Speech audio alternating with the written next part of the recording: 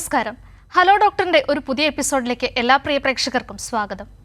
സോറിയാസിസിനെ കുറിച്ചാണ് hello doctor ഇന്ന് സംസാരിക്കുന്നത്. പകർച്ചവ്യാധിയാണ് എന്ന തെറ്റിദ്ധാരണ മൂലം മാനസികമായി ബുദ്ധിമുട്ടുണ്ടാക്കുന്ന ഒരു ചർമ്മരോഗം കൂടിയാണിത്. സോറിയാസിസിനെ കുറിച്ചും പ്രതിവിധിയെക്കുറിച്ചും ഇന്ന് നമ്മളോട് സംസാരിക്കുന്നത് നെയ്യാറ്റിൻകര ജനറൽ ആശുപത്രിയിലെ ഡെർമറ്റോളജി വിഭാഗം ജൂനിയർ കൺസൾട്ടന്റ് ഡോക്ടർ എം ജയശ്രീയാണ്. ഡോക്ടർ, ഹലോ ഡോക്ടറിലേക്ക് സ്വാഗതം. പ്രേക്ഷകർക്ക് സംശയങ്ങൾ ചോദിക്കാൻ താഴെ കാണുന്ന നമ്പറിൽ വിളിക്കാവുന്നതാണ്. ഡോക്ടർ, ആദ്യം തന്നെ ചോദിക്കട്ടെ, എന്താണ് സോറിയാസിസ്? എന്തെല്ലാം കാരണങ്ങൾ കൊണ്ടാണ് ഈ രോഗം വരുന്നത്?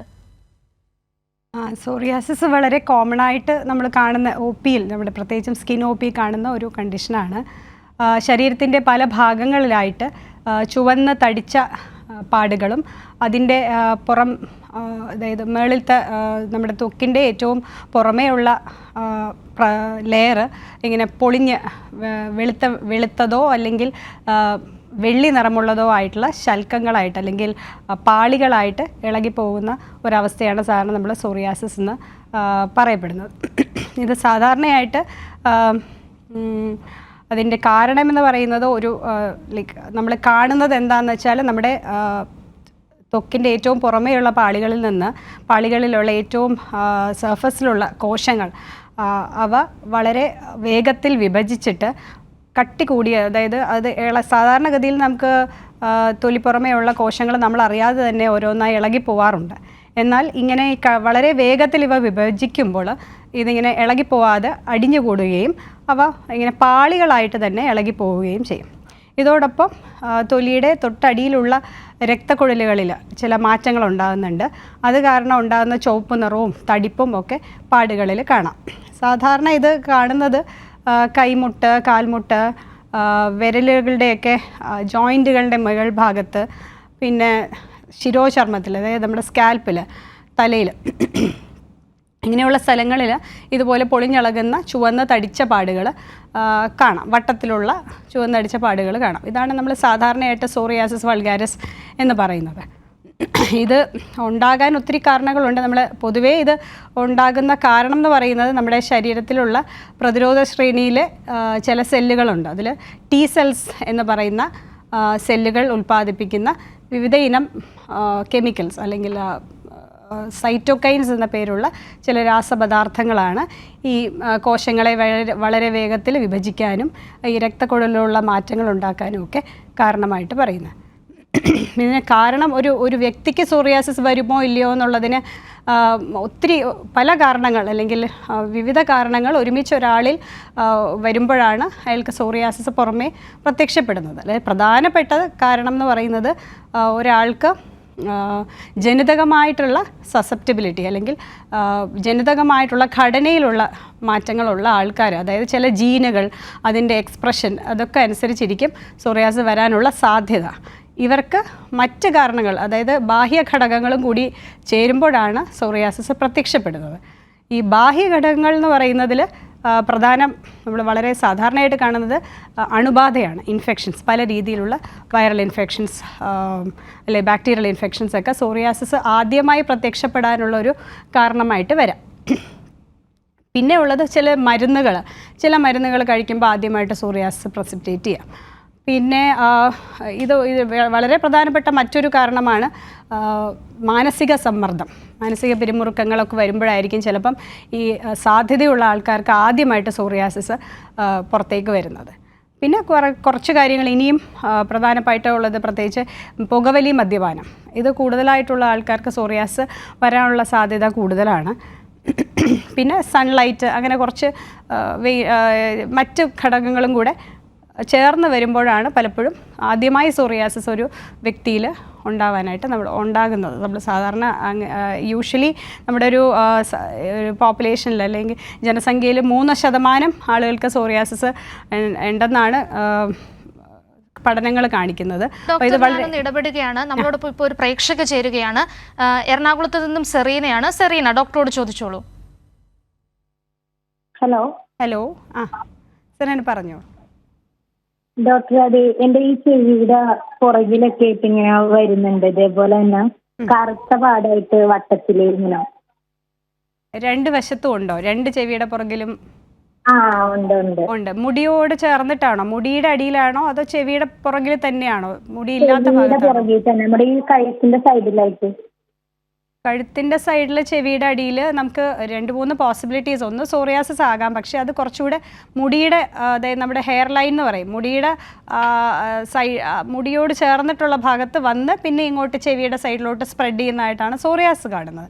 പിന്നെ നമ്മൾ സെബോറിക് ഡെർമറ്റൈറ്റിസ് അല്ലെങ്കിൽ താരൻ അധികരിക്കുന്ന ഒരവസ്ഥയുണ്ട്. അതും ഈ ചെവിയുടെ പുറകിൽ കീറലുണ്ടാവാനും ചുമപ്പുണ്ടാവാനും പൊളിച്ചിലുണ്ടാവാനും ഒക്കെ കാരണമായിട്ട് വരാം. പിന്നെ ഫംഗൽ ഇൻഫെക്ഷൻസ് നമ്മൾ വളരെ സാധാരണയായിട്ട് കാണുന്ന ഒരു അവസ്ഥയാണ്. ശരീരത്തെ പല ഭാഗങ്ങളിൽ പ്രത്യേകിച്ച് മടക്കുകളിൽ വരാം. അത് ചെവിയുടെ മടക്കിലോ അല്ലെങ്കിൽ ചെവിയുടെ താഴെയോ ഒക്കെ ആയിട്ടും വരാം. അപ്പോൾ നമ്മൾ പറഞ്ഞത് വെച്ച് നമുക്ക് സോറിയാസ് ആണെന്ന് ഉറപ്പിക്കാനാവില്ല. ഫംഗൽ ഇൻഫെക്ഷൻസ് ആവാം. അതല്ലെങ്കിൽ ഇങ്ങനെ കീറൽ പോലെ വരുന്നത് ഒന്ന് ഈ സെബോറിക് ഡെർമറ്റൈറ്റിസ് അല്ലെങ്കിൽ താരൻ്റെ ഒരു വകഭേദം. അതല്ല എറ്റോപിക് ഡെർമറ്റൈറ്റിസ് എന്ന് പറഞ്ഞാൽ വീണ്ടും ഒരു കുച്ചിലയൊക്കെ തന്നെ അലർജി ഉള്ള കുട്ടികൾക്ക് അല്ലെങ്കിൽ അലർജി ഉള്ള ആൾക്കാർക്ക് ഉണ്ടാകുന്ന വേറൊരു അലർജി. അത് ചെവിയുടെ പുറകിൽ അലർജി അല്ലെങ്കിൽ ഒരു റാഷ് പോലെ വന്നിട്ട് അതും ഇരിക്കാം. അപ്പോൾ ഇതിൽ ഏത് വേണമെങ്കിലും ആവാം. ഒരു ഡെർമറ്റോളജിസ്റ്റിനെ കണ്ട് തന്നെ അത് കണ്ടപ്പോൾ പറഞ്ഞ എന്തോ എറ്റോപിക് ഡെർമറ്റൈറ്റിസ് എന്നാണ് പറഞ്ഞത്. അതെയോ? അത് ഒരു പോസിബിലിറ്റി ആയിരിക്കാം. നമുക്കത് കണ്ടാലേ അറിയാനൊക്കെ ഉള്ളൂ. ബാക്കിയുള്ള ശരീരഭാഗങ്ങളിൽ എഫക്റ്റഡ് ആണോ എന്നൊക്കെ നോക്കിയിട്ട് നമുക്കത് തീരുമാനിക്കാം. എന്തായാലും ഡോക്ടറെ കണ്ട് ചികിത്സ ചെയ്യുന്നത് തന്നെയാണ് നല്ലത്. ശരി സർ, ഓക്കെ. പ്രേക്ഷകന് മനസ്സിലായെന്ന് കരുതുന്നു. ഡോക്ടർ കുറച്ചു മുൻപ് ജനിതക ഘടനയെക്കുറിച്ച് പറഞ്ഞല്ലോ, അതിനർത്ഥം ഈ അസുഖം പാരമ്പര്യമായി വരാൻ സാധ്യതയുണ്ട് എന്നാണോ? പാരമ്പര്യമായിട്ട് വരാൻ സാധ്യതയുണ്ട്. അമ്മയ്ക്കോ അച്ഛനോ സോറിയാസിസ് ഉള്ള അവരുടെ മക്കളിൽ സോറിയാസിസ് വരാനുള്ള ചാൻസ് ഉണ്ട്. ഒരു 40% വരെയൊക്കെ കുട്ടികളിൽ സോറിയാസിസ്, അമ്മയ്ക്കും അച്ഛനും സോറിയാസിസ് ഉണ്ടെങ്കിൽ വരാം. അപ്പം ഡെഫിനറ്റ്ലി അതൊരു പാരമ്പര്യം എന്ന് വെച്ചാൽ എല്ലാ മക്കൾക്കും ഉണ്ടാകൊള്ളം അങ്ങനെയില്ല. അങ്ങനെ ഒരു ഓട്ടോസോമൽ ഡോമിനൻ്റ് എന്നൊക്കെ പറയുന്നതാണെങ്കിൽ 50% കുട്ടികൾക്ക് ഉണ്ടാവാം. പക്ഷെ അങ്ങനെയല്ല. സോറിയാസിസ് ഒത്തിരി ജീനുകളും അതിൻ്റെ എക്സ്പ്രഷനും ഒക്കെ അനുസരിച്ചിരിക്കും സോറിയാസിസ് പുറത്ത് വരണോ ഇല്ലയോ എന്നുള്ള കാരണം വരണോ ഇല്ലയോ എന്ന് തീരുമാനിക്കപ്പെടുന്നത്. അപ്പം അത് കാരണം നമുക്കതൊരു എല്ലാ കുട്ടികൾക്കും ഉണ്ടായിക്കൊള്ളണം എന്നില്ല. പക്ഷെ ഒരു സാധ്യതയുണ്ട്. പക്ഷെ അതിനോടൊപ്പം മറ്റ് ബാഹ്യ ഘടകങ്ങളും കൂടി ഉണ്ടെങ്കിൽ മാത്രമേ സോറിയാസിസ് വരുള്ളൂ. അത് എല്ലാവരിലും ഒരേ സിവിയറിറ്റിയിലോ ഒരേ ടൈപ്പിലോ ഉള്ള സോറിയാസിസ് ആവണം തന്നെ ഇല്ല. ഡോക്ടർ, ഇപ്പോൾ നമ്മളോടൊപ്പം ഒരു പ്രേക്ഷക ചേരുകയാണ്. ബാലരാമപുരത്തു നിന്നും ഗീതയാണ്. ഗീത, ഡോക്ടറോട് ചോദിക്കാം.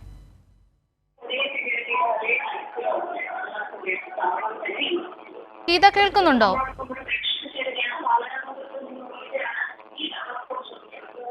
Hello doctor. ഹലോ ഗീത, പറഞ്ഞോളൂ.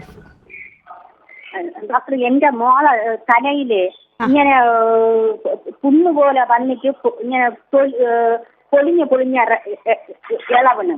എന്നിട്ട് അതിപ്പം കാതിന്റെ അകത്ത് മടക്കിലും കൂടി വരണം.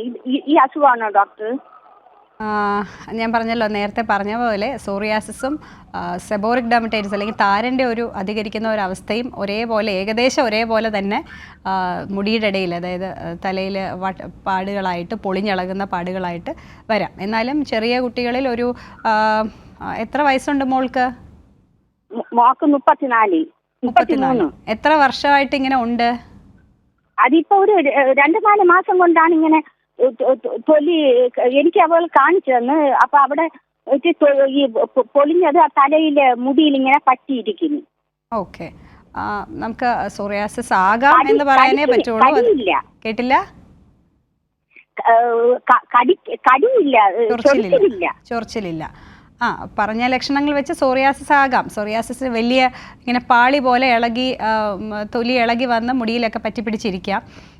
പിന്നെ ചൊറിച്ചിൽ ചിലർക്ക് പൊതുവേ ചൊറിച്ചിലേ കാണില്ല. ചില ആളുകൾക്ക്, ചെറിയൊരു ശതമാനം ആളുകൾക്ക് ചൊറിച്ചിലുണ്ടാവുകയും ചെയ്യാം. ഇത് ചെവിയുടെ അകത്തും ചെവിയുടെ പുറകിലും ഒക്കെ പ്രത്യക്ഷപ്പെടുകയും ചെയ്യാം. അപ്പം ഈ ഒരു ഏജിൽ ആദ്യമായിട്ട് പ്രത്യക്ഷപ്പെട്ടതാണെങ്കിൽ ഒരു പക്ഷേ സോറിയാസിസ് ആവാം. അടുത്തുള്ളൊരു സ്കിൻ സ്പെഷ്യലിസ്റ്റിനെ തന്നെ കണ്ട് ചികിത്സ എടുക്കുന്നതാണ് നല്ലത്.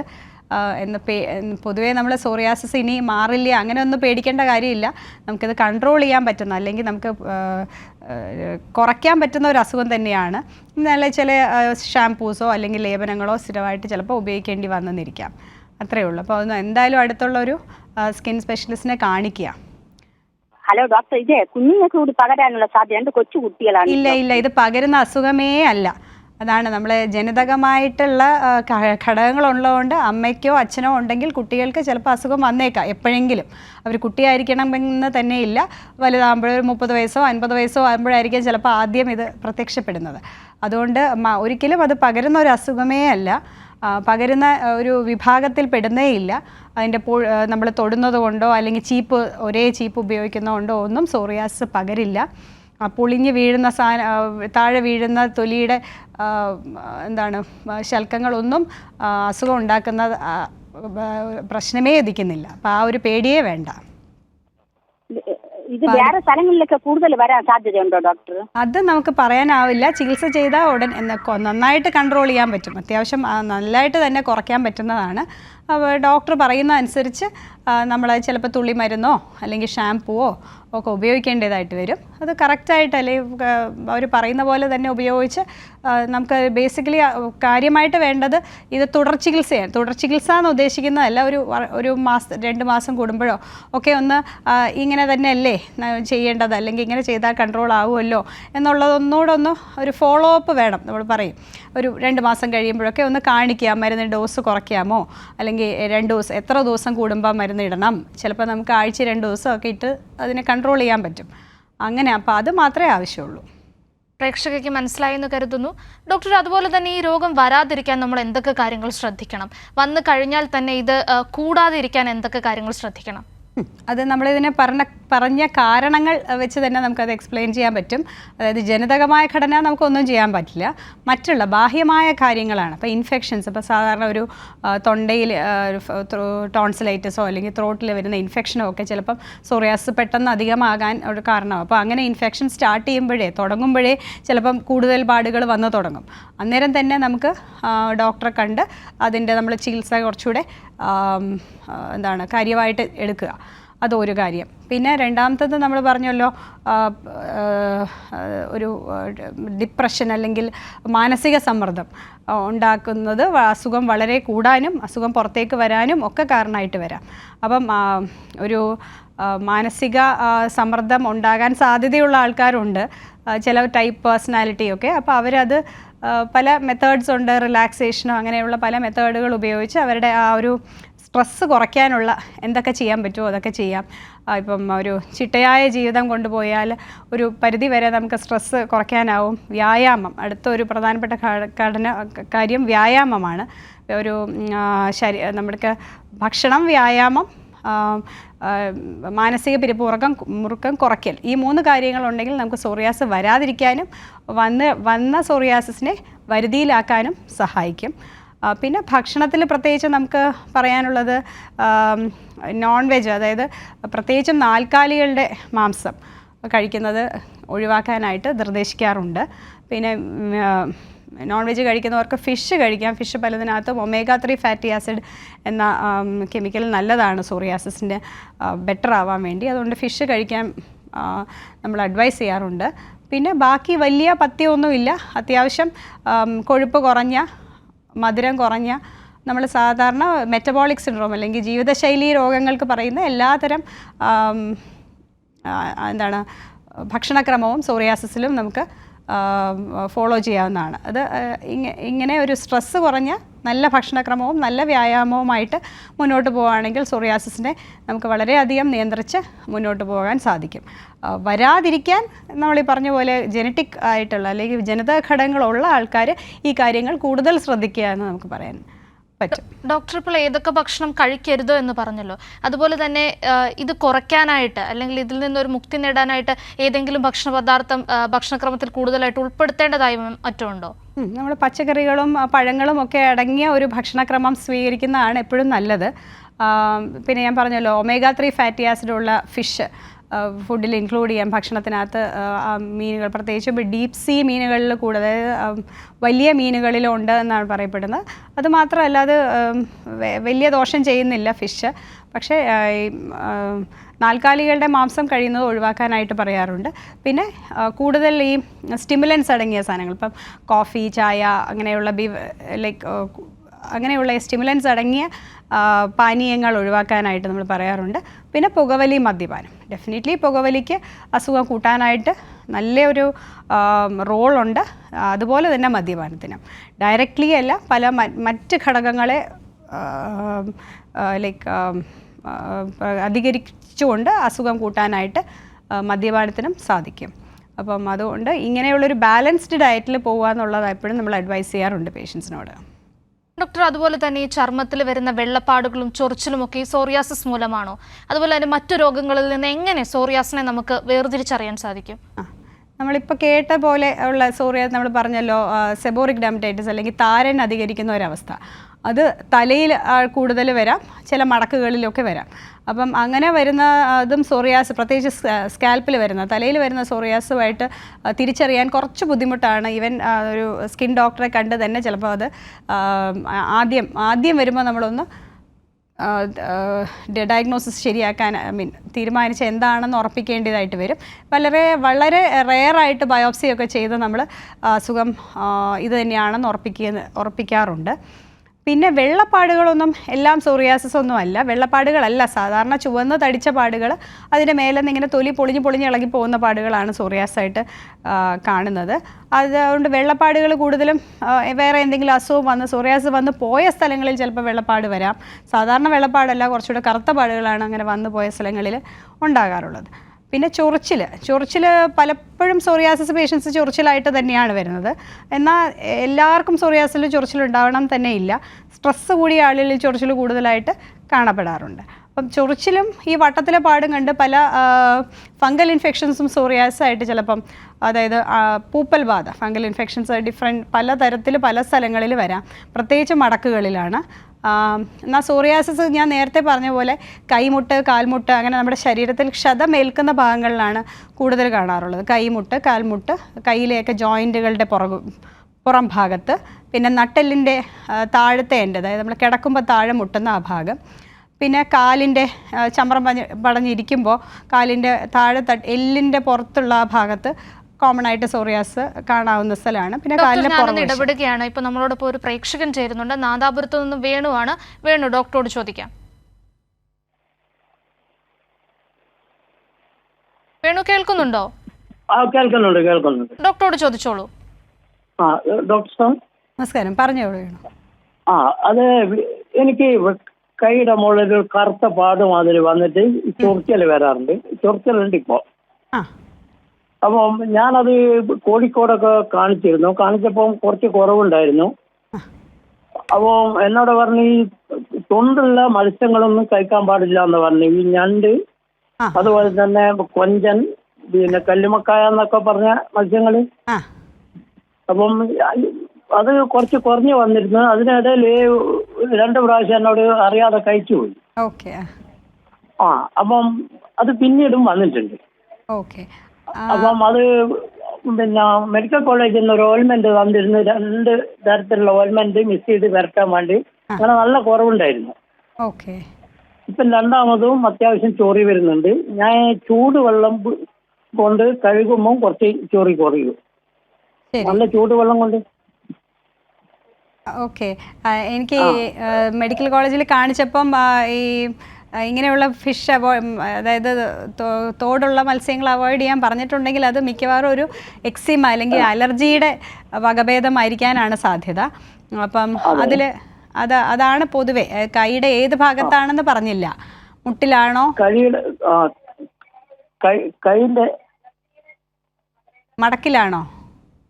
കൈയുടെ മടക്കിലല്ല, കൈയുടെ വിരലിന്റെ മുകളില്, കൈപ്പത്തിയുടെ മുകളില്. ശരി ശരി ശരി. പിന്നെ അതുപോലെ തന്നെ കൈത്തണ്ടയില്. കൈത്തണ്ട മടക്കിലല്ല, മടക്കിന്റെ നേരെ മേലെ. ശരി ശരി. ഇങ്ങനെ പറഞ്ഞിട്ടുണ്ടെങ്കിൽ അതിന് സാധ്യത കൂടുതൽ ഈ അലർജി ആവാനാണ്.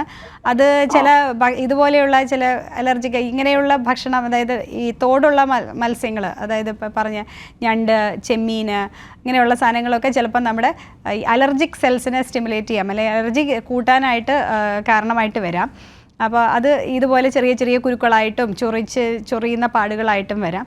അത് ചെറിയ സ്റ്റിറോയിഡ്സ് ഒക്കെ തന്ന് മോയ്സ്ചറൈസ് ചെയ്യുക. ദിവസവും എപ്പോഴും എണ്ണമയമുള്ള ക്രീമുകളോ അല്ലെങ്കിൽ വെളിച്ചെണ്ണയോ വാസലിനോ ഒക്കെ പുരട്ടിയിടുന്നത് ഇങ്ങനെയുള്ള അസുഖം കൂടാതിരിക്കാൻ എപ്പോഴും സഹായം ചെയ്യും. അതുപോലെ ചൂടുവെള്ളം ഒഴിക്കുന്നത് തൽക്കാലം ഒരു ആശ്വാസം മാത്രമേ കിട്ടുകയുള്ളൂ. ഇങ്ങനെ വരുന്ന ഈ അലർജി കണ്ടീഷൻസിനെല്ലാം നോർമൽ വെള്ളം, സാധാരണ താപനിലയിലുള്ള വെള്ളത്തിൽ കൈ മുക്കി അല്ലെങ്കിൽ ഉപ്പ് വെള്ളത്തിൽ കൈ മുക്കി വെക്കാനാണ് നമ്മൾ പൊതുവേ പറയാറുള്ളത്. അപ്പം മയമുള്ള ക്രീമുകൾ എപ്പോഴും വാസലിനോ വെളിച്ചെണ്ണയോ ഏതാ നമുക്ക് അവൈലബിൾ ആയിട്ടുള്ളത്, അല്ലെങ്കിൽ ഹോസ്പിറ്റലിൽ തന്നെ തരുന്ന വൈറ്റ് സോഫ്റ്റ് പാരഫിൻ എന്നൊക്കെ പറയുന്ന ക്രീമുകളുണ്ട്. ഇത് വളരെ അത് കൂടാതിരിക്കാൻ സഹായിക്കും. കൂടിക്കഴിയുമ്പം സ്റ്റിറോയിഡ് അല്ലെങ്കിൽ ലേപനങ്ങൾ ചിലപ്പോൾ വേണ്ടി വരും. അതായിരിക്കാം സോറിയാസിസ് ആവാനുള്ള സാധ്യത കുറവാണ്. ഡോക്ടർ, അടുത്തത് വളരെ പ്രധാനപ്പെട്ട ഒരു ചോദ്യമാണ്. ഈ അസുഖം പൂർണ്ണമായും ചികിത്സിച്ച് ഭേദമാക്കാനാകുമോ, അല്ലെങ്കിൽ എന്തൊക്കെയാണ് ഇതിൻ്റെ ചികിത്സാ മാർഗങ്ങൾ?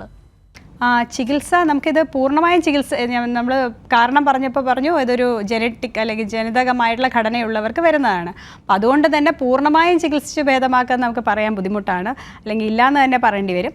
പക്ഷേ ഇത് വളരെ വർഷങ്ങൾ ചിലപ്പോൾ ആളുകൾക്ക് പുതിയ പാടുകളില്ലാതെ ഒരു റെമിഷനിൽ പോവാം. വർഷങ്ങളോളം ചിലപ്പോൾ ഒരു 10, 20, 30 വർഷമൊക്കെ ചിലപ്പോൾ ഒരു പാട് പോലും ശരീരത്തിൽ ഇല്ലാതെ പോകാം. ചിലപ്പോൾ അത് കഴിഞ്ഞിട്ട് ഒരു സ്ട്രെസ്സ് വരുമ്പോഴോ ഒക്കെ ആയിരിക്കും ചിലപ്പോൾ ഇത് വീണ്ടും പുറത്തേക്ക് പ്രത്യക്ഷപ്പെടുന്നത്. അപ്പോൾ അങ്ങനെയും വരാം. പിന്നെ ചില ജീനുകളുടെ എക്സ്പ്രഷനൊക്കെ വളരെ കുറഞ്ഞ ആളുകളിൽ ചിലപ്പോൾ കുറച്ച് എന്തെങ്കിലും ഇതുപോലെയുള്ള സ്ട്രെസ് അല്ലെങ്കിൽ ഒരു ഇൻഫെക്ഷനൊക്കെ ഉണ്ടാകുന്ന സമയത്ത് ഇത് വന്നിട്ട് കംപ്ലീറ്റ്ലി കുറേ നാളത്തേക്ക് ഒന്നും ഇല്ലാതിരിക്കാം. അപ്പം അതുകൊണ്ട് കംപ്ലീറ്റ് ആയിട്ടൊരു ക്യൂർ നമുക്ക് പറയാനാവില്ല, എന്നാൽ നന്നായിട്ട് അതിനെ നിയന്ത്രിക്കാനാവും.